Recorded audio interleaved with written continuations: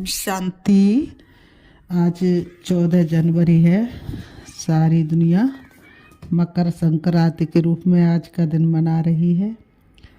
तो बाबा ने सुनाया, मीठे बच्चे, तुम्हारी नज़र शरीरों पर नहीं जानी चाहिए। अपने को आत्मा समझो, शरीरों को मत देखो। तुम्हारी नज़र शरीरों पर नहीं जानी चाहिए।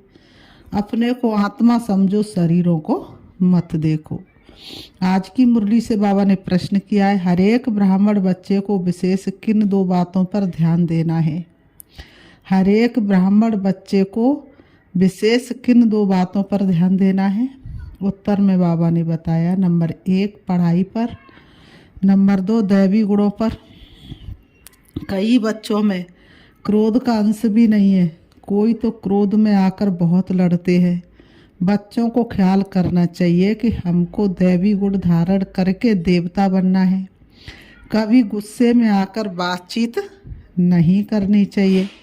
बाबा कहते, किसी बच्चे में क्रोध है तो वह भूतनाथ भूतनाथनी है। बाबा कहते, अगर किसी बच्चे में क्रोध है तो वह कौन कहलाएंगे? भूतनाथ और भूतनाथनी। ऐसे भूत वालों से तुम्हें बात भी नहीं करनी चाहिए। आज की मुरली से गीत बजा है, तकदीर जगा कर आई हूँ, तकदीर जगा कर आई हूँ। ओम शांति। बच्चों ने गीत सुना और कोई भी सत्संग में कभी रिकॉर्ड पर नहीं समझाते हैं। वहाँ शास्त्र सुनाते, जैसे गुरुद्वारे में ग्रंथ का 2 वचन निकालते, फिर कथा करने वाला बैठ उनका विस्तार करते हैं। रिकॉर्ड पर कोई समझाए, ये कहाँ होता नहीं है। अब बाप समझाते हैं। बाबा ने कहा, बाप समझाते हैं कि ये सब गीत हैं भक्ति मार्ग के। बच्चों को समझाया गया है ज्ञान अलग चीज़ है। जो एक निराकार शिव से मिल सकता है, इसको कहा जाता है रूहानी ज्ञान। ज्ञान तो बहुत प्रकार के होते हैं ना। कोई से पूछा जाएगा, ये गलीचा कैसे बनता है? तुमको ज्ञान है, हर चीज़ का ज्ञान होता है। वह है ही जिस्मानी बातें। बच्चे जानते हैं हम आत्माओं का रूहानी बाप वह एक है। उनका रूप दिखाई नहीं पड़ता, इन आँखों से उनको देख नहीं सकते। उस निराकार का चित्र आकार नहीं है। बाबा ने कहा, उस निराकार का चित्र भी है शालिग्राम मिसल। उनको ही परमात्मा कहते हैं। उनको कहा जाता है निराकार। उस पिता परमात्मा को क्या कहा जाता है? निराकार। मनुष्य जैसा आकार नहीं है। उनका मनुष्य जैसा आकार नहीं है। हर वस्तु का आकार जरूर होता है। उन सबसे छोटे में छोटा आकार है आत्मा का। उनको कुदरत ही कहेंगे। आत्मा बहुत छोटी है, जो इन आँखों से देखने में नहीं आती। तुम बच्चों को दिव्य दृष्टि मिलती है, जिससे सब क्या करते हो? साक्षात्कार करते हो। दिव्य दृष्टि से साक्षात्कार करते हो। जो पास्ट हो गए हैं उनको दिव्य दृष्टि से देखा जाता है। पहले नंबर में तो ये पास्ट हो गया है, अब फिर आए हैं तो उनका भी साक्षात्कार होता है। बाबा कहते हैं, है बहुत सूक्ष्म। इससे समझ सकते, सिवाय परमपिता परमात्मा के आत्मा का ज्ञान कोई दे नहीं सकता। बाबा कहते हैं, मनुष्य आत्मा को यथार्थ रीति नहीं जानते, वैसे परमात्मा को भी यथार्थ रीति नहीं जान सकते। मनुष्य आत्मा को मनुष्य अर्थात रीति नहीं जानते। कहते तो हैं वो तो गया, अब मिट्टी रह गई, लेकिन उसको अर्थात रीति नहीं जानते। ऐसे ही परमात्मा को नहीं जानते। दुनिया में मनुष्यों की अनेक मत है। कोई कहते आत्मा परमात्मा में लीन हो जाती, कोई क्या कहते। अभी तुम बच्चों ने जाना है, सो भी नंबरवार पुरुषार्थ अनुसार। सबकी बुद्धि में एक रस तो बैठ नहीं सकता, घड़ी घड़ी बुद्धि में भी बिठाना होता है। हम आत्मा को ही 84 जन्मों का पाठ बजाना है। अब बाप कहते, अपने को आत्मा समझ मुझ परम पिता परमात्मा को जानो। और याद करो। बाप कहते मैं इनमें प्रवेश कर तुम बच्चों को नॉलेज देता हूँ। तुम बच्चे अपने को आत्मा नहीं समझते हो, इसलिए तुम्हारी नज़र इस शरीर पर चली जाती है। वास्तव में तुम्हारा इनसे कोई काम नहीं है। सर्व का सदगति दाता तो वह शिव बाबा है। उनकी मत पर हम सबको सुख देते हैं। इनको भी अहंकार नहीं आता है कि हम सबको सुख देते हैं। जो बाप को पूरा याद नहीं करते हैं उनसे अवगुण निकलते नहीं है। अपने को आत्मा निश्चय नहीं करते हैं। मनुष्य तो न आत्मा को न परमात्मा को जानते हैं। सर्वव्यापी का ज्ञान भी भारतवासियों ने फैलाया है। तुम्हारे में भी जो सर्विसेबल बच्चे हैं वह समझते हैं, बाकी सब इतना नहीं समझते हैं। तुम्हारे में भी जो सर्विसेबल बच्चे वो समझते, बाकी इतना नहीं समझते। अगर बाप की पूरी पहचान बच्चों को हो तो बाप को याद करें, अपने में दैवी गुण धारण करें। बाप की पूरी पहचान हो जाए तो बाप को याद किए बिना रह सकते नहीं। शिव बाबा तुम बच्चों को समझाते हैं, ये है नई बात है। ब्राह्मण भी जरूर चाहिए। प्रजापिता ब्रह्मा की संतान कब होते हैं ये दुनिया में किसको पता नहीं है। ब्राह्मण तो ढेर के ढेर है, परंतु वह है कुक वंशावली। वह कोई मुख वंशावली ब्रह्मा की संतान नहीं है। ब्राह्मण तो ढेर है, गिनती भी कर न सके। ब्रह्मा की संतान को तो ईश्वर बाप से वर्षा मिलता है। तुमको अब वर्षा मिल रहा है ना। तुम ब्राह्मण अलग हो, वो अलग है। तुम ब्राह्मण होते ही हो संगम पर, वह होते द्वापर कलयुग में। ये संगम युगी ब्राह्मण ही अलग है। प्रजापिता ब्रह्मा के ढेर बच्चे हैं। बल हद के बाप को भी ब्रह्मा कहेंगे क्योंकि बच्चे पैदा करते हैं, परंतु वह है जिस्म की बात है। ये बाप तो कहेंगे सब आत्मा हमारे बच्चे हैं। तुम हो मीठे मीठे रूहानी बच्चे। ये किसको समझाना सहज है। शिव बाबा को अपना शरीर नहीं है। शिव जयंती मनाते हैं, परंतु उनका शरीर देखने में नहीं आता है। बाकी और सबका शरीर है। सब आत्माओं का अपना अपना शरीर है। शरीर का नाम पड़ता है, परमात्मा का अपना शरीर ही नहीं, इसलिए उनको परमात्मा कहा जाता है। उनकी आत्मा का ही नाम शिव है। वह कभी बदलता नहीं है। शिव बाबा का नाम कभी बदलता नहीं। भक्तों ने कर्तव्यों के आधार पर उनके अनेक नाम रखे, लेकिन बाबा कहते मेरा नाम तो सदा शिव ही रहता, क्योंकि मैं जन्म मरण में तो आता नहीं हूँ, देह का आधार तो लेता नहीं हूँ। वह कभी बदलता नहीं। शरीर बदलते तो नाम भी बदल जाते हैं। शिव बाबा कहते मैं तो सदैव निराकार परमात्मा ही हूँ। ड्रामा के प्लान अनुसार अभी ये शरीर लिया है।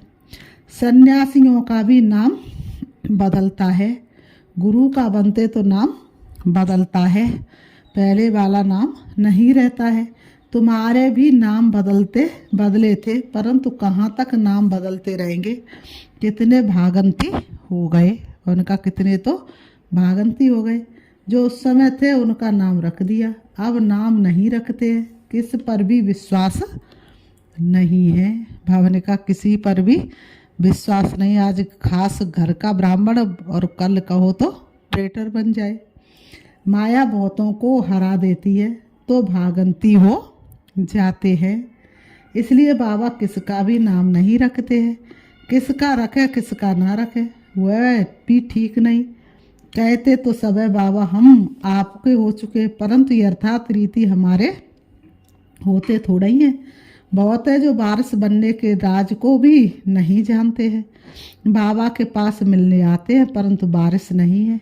विजय माला में नहीं आ सकते। कोई अच्छे अच्छे बच्चे समझते हम तो वारिस हैं, परंतु बाबा समझते ये वारिस है नहीं। वारिस बनने के लिए भगवान को अपना क्या करना पड़ेगा, वारिस बनाना पड़े। वारिस बनने के लिए भगवान को अपना वारिस बनाना पड़े। ये राज समझाना भी मुश्किल है। बाबा समझाते वारिस किसको कहा जाता है। भगवान को कोई वारिस बनाए तो मिल्कियत देनी पड़े ना। बाबा को कोई अपना बच्चा बनाए तो अपनी आधी संपत्ति देनी पड़े ना। तो बाप फिर बारिश फिर बाप फिर बारिश बनाए। मिल्कियत तो सिवाय गरीबों के कोई साहूकार दे ना सके। माला कितनी थोड़ी की बनती है। उन्होंने कहा माला कितने थोड़ों की बनती है। ये भी कोई बाबा से पूछे तो बाबा बता सकते, तुम बारिश बनने के हकदार तो हो वा नहीं। ये बाबा भी बता सकते हैं, ये कॉमन बात है समझने की। बारिश बनने में भी बहुत अकल चाहिए। भगवान का बारिश बनने में भी बहुत अकल चाहिए। देखते हैं लक्ष्मी नारायण विश्व के मालिक थे, परंतु वह मालिक पना कैसे लिया ये कोई नहीं जानते। लक्ष्मी नारायण ने ये मालिक पना कैसे लिया ये कोई नहीं जानते।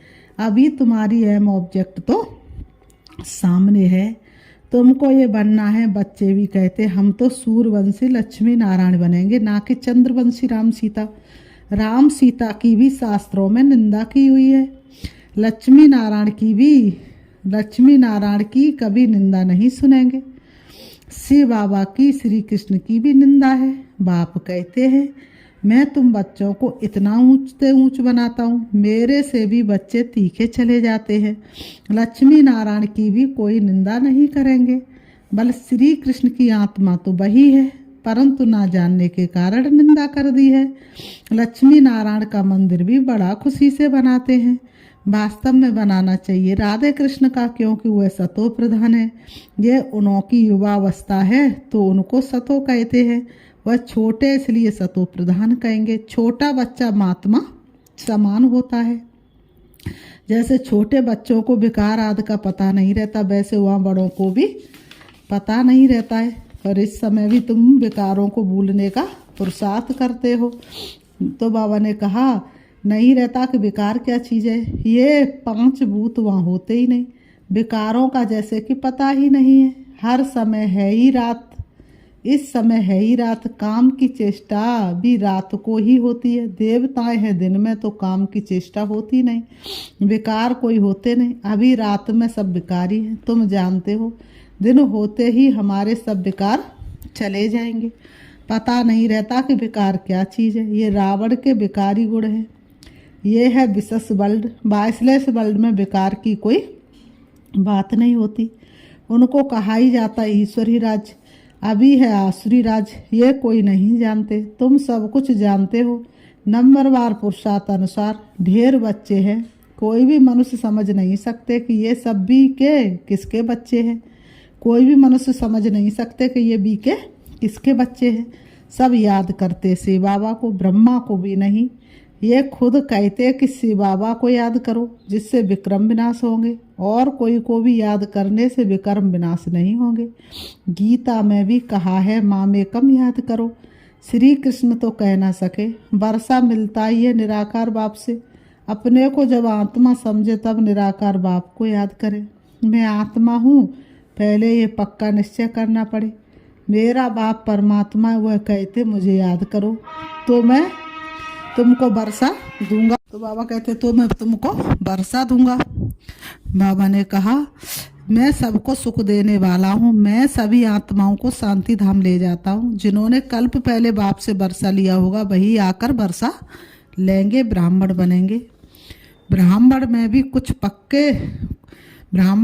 कुछ बच्चे पक्के हैं, मातेले भी बनेंगे, सौतेले भी बनेंगे। हम निराकार शिव बाबा की वंशावली है। जानते बिरादरी कैसे बढ़ती जाती है। अभी ब्राह्मण बनने के बाद हमको वापस जाना है। सब आत्मा शरीर छोड़कर वापस जानी है। पांडव और कौरव दोनों को शरीर छोड़ना है। तुम ये ज्ञान के संस्कार ले जाते हो, फिर उस अनुसार प्रारब्धि मिलती है। वह भी ड्रामा में नूद है। फिर ज्ञान का पाठ खत्म हो जाता है। तुमको 84 जन्मों के बाद फिर ज्ञान मिला है। फिर ये ज्ञान प्रायः लोप हो जाता है। तुम प्रारब्धि भोगते हो, वहाँ और कोई धर्म वालों के चित्रादि नहीं रहते हैं। तुम्हारे भक्ति मार्ग में भी चित्र रहते, सतयुग में किसका चित्रादि नहीं रहता।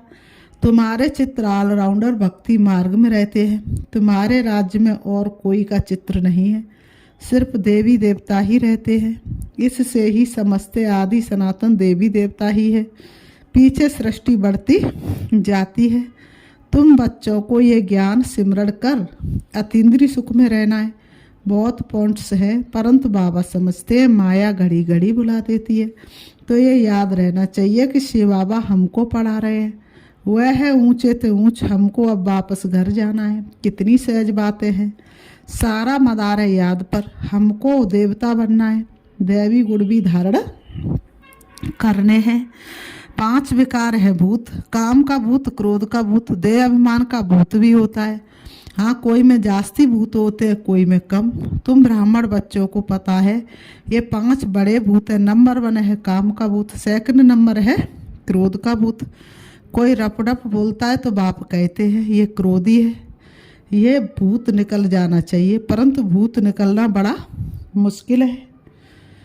क्रोध 1-2 को दुख देता है, मोह में बहुतों को दुख नहीं होगा। जिसको मोह है उनको ही दुख होगा। इसलिए बाप समझाते इन भूतों को भगाओ। हर बच्चे को विशेष पढ़ाई और दैवी गुणों पर अटेंशन देना है।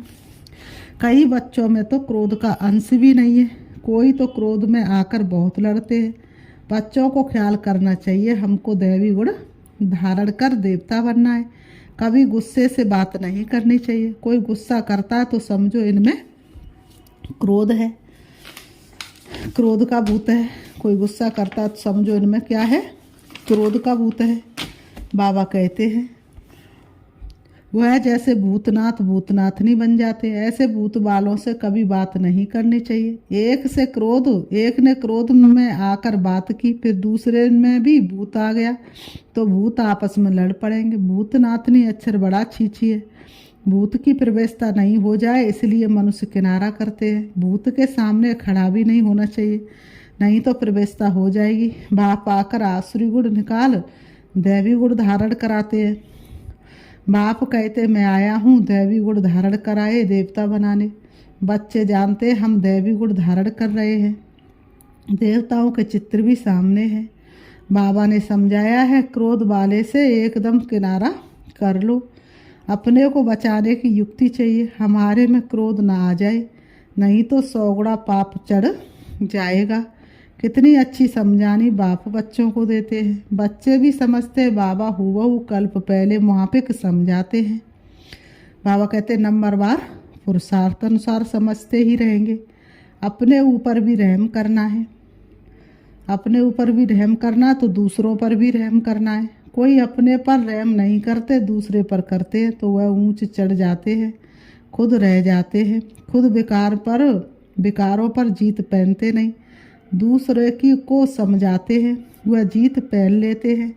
ऐसे भी बंडर होता है। फिर बाबा कहते हैं अच्छा मीठे मीठे सिखी लते बच्चों प्रति माता पिता बाप दादा का याद प्यार और गुड मॉर्निंग। रूहानी बाप की रूहानी बच्चों को नमस्ते।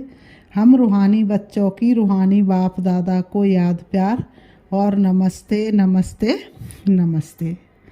धारणा के लिए मुख्य सार नंबर 1, ज्ञान का सिमरण कर अतीन्द्रिय सुख में रहना है। किसी से भी रप डप बातचीत नहीं करनी है। कोई गुस्से से बात करे तो उससे किनारा कर लेना है। कोई गुस्से से बात करे तो क्या कर लेना है, उससे किनारा। नंबर 2, भगवान का वारिस बनने के लिए पहले उन्हें अपना वारिस बनाना है। बाबा कहते समझदार बन अपना सब बाप हवाले कर ममत्व मिटा देना है। अपने ऊपर आप ही रहम करना है।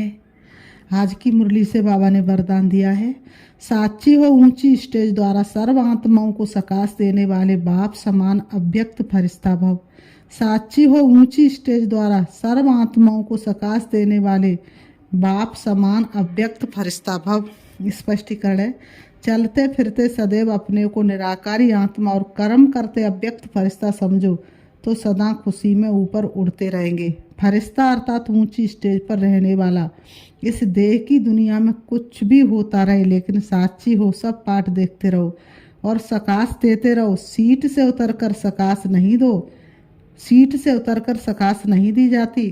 ऊंची स्टेज पर स्थित होकर वृत्ति दृष्टि से सहयोग की कल्याण की सकाश तो मिक्स होकर नहीं, तब किसी भी प्रकार के वातावरण से सेप रहे बाप समान अव्यक्त फरिश्ता भव के वरदानी बनेंगे। आज की मुरली से बाबा ने स्लोगन दिया, याद बल द्वारा दुख को सुख में और अशांति को शांति में परिवर्तन करो। याद बल द्वारा दुख को सुख में और अशांति को शांति में परिवर्तन करो। अपनी शक्ति आज का पुरुषार्थ अपनी शक्तिशाली मनसा द्वारा सकाश देने की सेवा करो। अपनी शुभ भावना, श्रेष्ठ कामना, श्रेष्ठ वृत्ति, श्रेष्ठ वाइब्रेशन द्वारा किसी भी स्थान पर रहते हुए मनसा द्वारा अनेक आत्माओं की सेवा कर सकते हो। इसकी विधि है लाइट हाउस बनना। इसमें स्थूल साधन